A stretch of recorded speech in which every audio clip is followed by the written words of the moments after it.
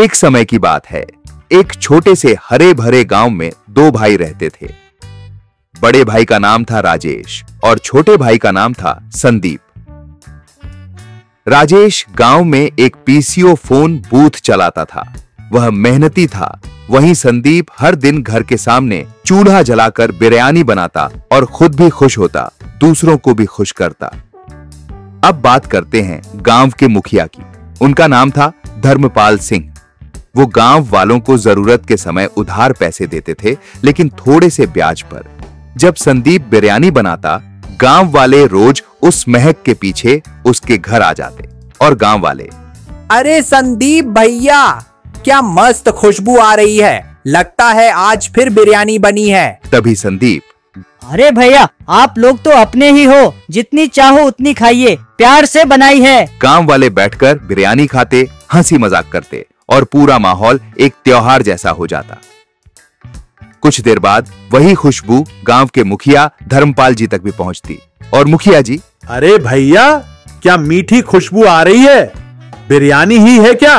तभी संदीप, हाँ मुखिया जी, बिरयानी ही है, और आप भी खाइए ना, बाकी गांव वाले तो पहले ही 2 बार खा चुके हैं। और मुखिया जी, अरे ये भी पूछने की बात है क्या, लगाओ एक प्लेट, कितना लोगे?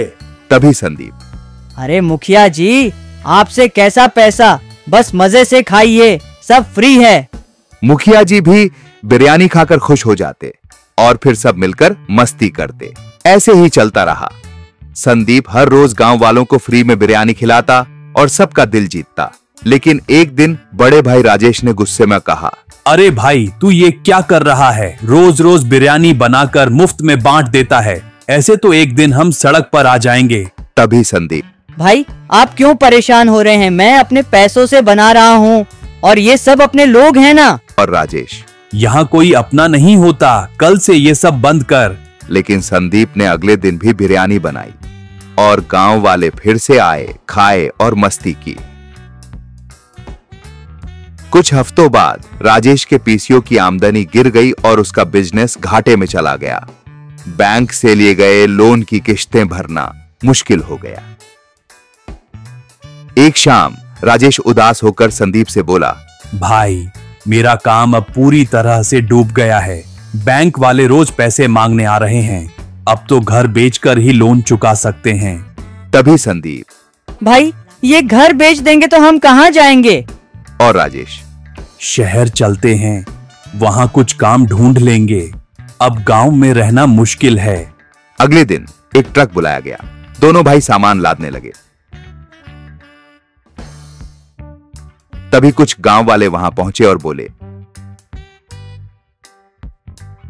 अरे संदीप भैया, ये क्या, कहाँ जा रहे हो इतने सामान के साथ? तभी संदीप, भैया, बड़े भैया का काम बंद हो गया है, बैंक का लोन चुकाना है, इसलिए घर बेच रहे हैं और शहर जा रहे हैं। और गांव वाले, अरे भैया, इतनी बड़ी बात हमें बताए बिना ही जा रहे हो।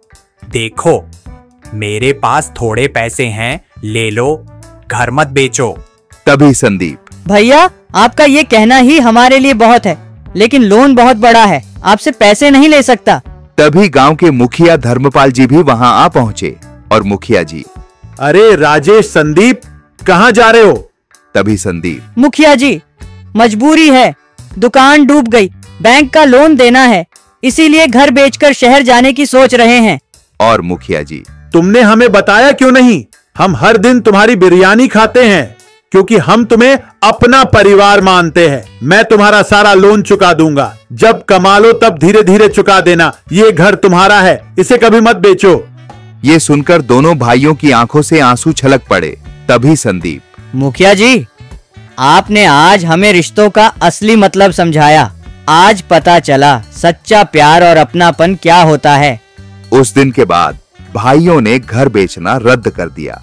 मुखिया जी ने बैंक का लोन चुका दिया और धीरे धीरे राजेश ने दोबारा अपनी दुकान चलानी शुरू की।